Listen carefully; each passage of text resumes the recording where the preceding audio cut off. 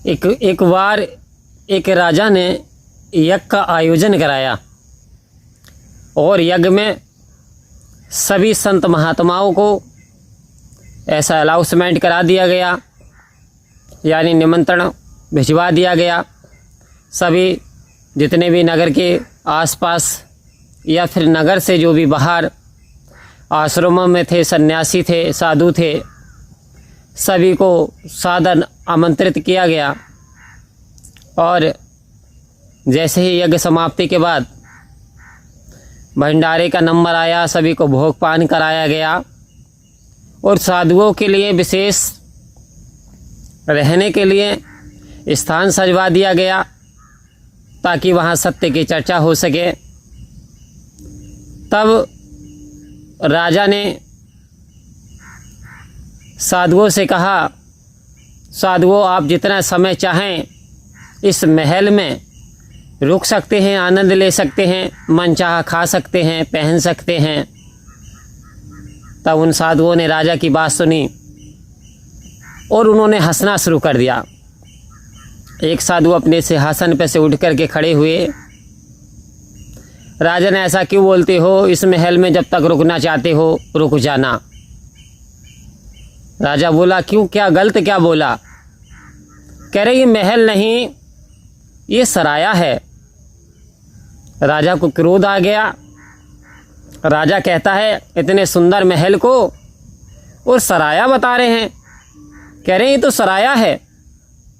यह साधु संतों का काम नहीं है मौज बहार करना, ठहरना, क्योंकि जो जल ठहर जाता है एक स्थान पे वो गंदा हो जाता है।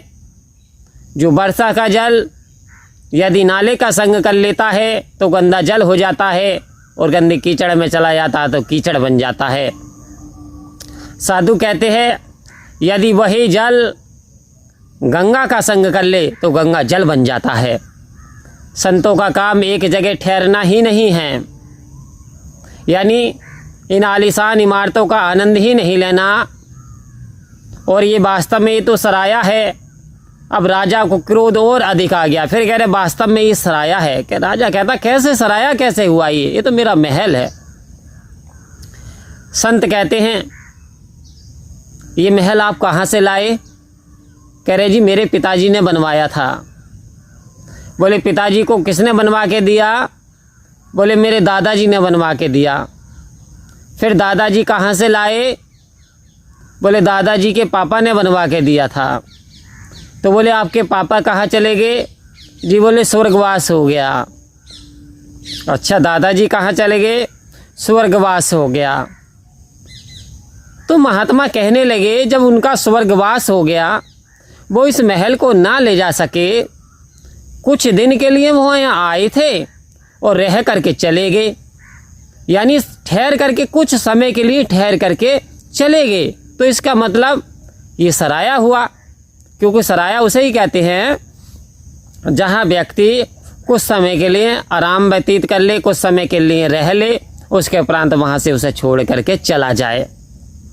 तो आओ संत महात्माओं, जब ये तर्क साधुओं ने राजा को दिए कि वो अपने साथ इस महल को क्यों ना लेकर के गए, आपके दादा परदादा, और आपको भी छोड़ के यहीं चला जाना है, क्योंकि जग की शोभा रहेगी जग में, काम ना अंत में आएगी। आओ संत महात्माओं, अवतारवाड़ी की लाइनें चेतन कर रही है। जो जग की शोभा है, जग की सुंदरता है, जग का मटेरियलिज्म है। जग में आप क्या हो? जग में आप मेयर हो, एमएलए हो, एमपी हो, जो भी आप पदवी रखते हो, जग की शोभा रहेगी जग में। जग की वस्तु जग में काम आएगी, बाद में कुछ भी काम आने वाला नहीं। इसलिए सतगुरु चेतन कर रहे हैं कि असली घर का ठिकाना जब तक मालूम नहीं होगा कि आए हो कहाँ से, क्या काम है तुम्हारा, अरे लौटोगे जब दोबारा तो फिर किस घर में जाकर के लौटोगे, कहाँ जाओगे? आखिर यदि इस चीज का पता चल गया, अपने घर को आपने पा लिया, तो वास्तव में फिर जीवन का कल्याण हो जाने वाला है। वरना फिर आत्मा 84 में भटकेगा।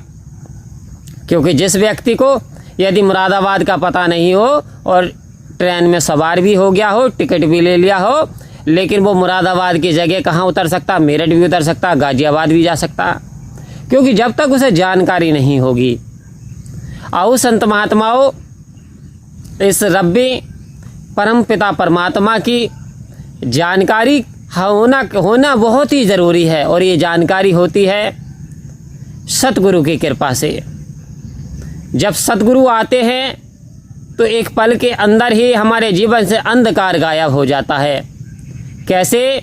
जैसे जब सूर्य निकलता है और कितना अंधेरा हो, कितना कोहरा हो, लेकिन जैसे सूर्य निकलता है उसके तेज से वो अंधकार छट जाता है। आओ संत महात्माओं, कपड़ा कितना गंदा हो, 1 महीने से ना धुला हो, लेकिन जैसे ही साबुन का हाथ लगता है कपड़े पे, साबुन से धोया जाता है, कपड़ा भी साफ हो जाता है। कहने का तात्पर्य, व्यक्ति ने इससे पहले कैसे क्या काम किए, यानी गंदा हो गया, उसका मन अपवित्र हो गया अशुद्ध विचारों से, लेकिन जैसे ही सत्संग रूपी गंगा में डुबकी लगाता है वो बिल्कुल निर्मल हो जाता है। तो वह सत्संग वो गंगा है, इसमें जो नहाते हैं पापी से पापी भी पावन हो जाते हैं। आओ संत महात्माओं, ये दर वो दर है जहाँ बड़े बड़े पापियों का भी उद्धार हो गया, और इस सत्य की गंगा में उद्धार हो गया। डुबकी जैसे ही लगाई बेड़ा पार हो गया।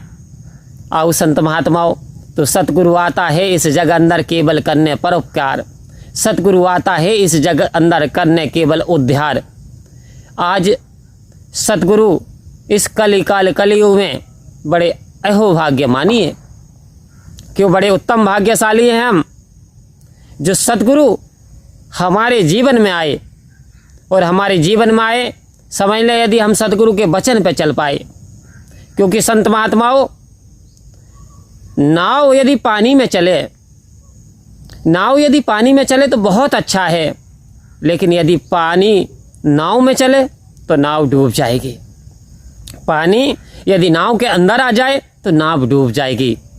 सतगुरु इशारा दे रहे हैं, हमें सतगुरु के वचनों का पालन करना है, हमें सतगुरु के वचनों पे चलना है, यानी अपनी नैया सतगुरु के वचनों पे डालनी है।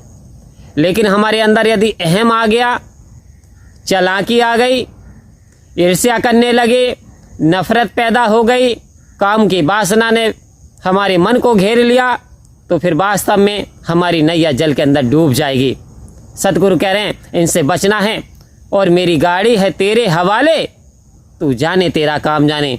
हे सच्चे पातशाह, करन करावन हारे तू, करन करावन हारे तू, अरे सब कुछ तेरे पास, अंग संग तुझको देख के ये दास करे अरदास, कि तू राजा अधिराज है मैं दासों का दास। आओ संत महात्माओं, अपनी नैया परमात्मा के हवाले कर दें। बारिश आ चुकी है संत महात्माओं, परम प्यार से बोलिए धन्यवाद जी।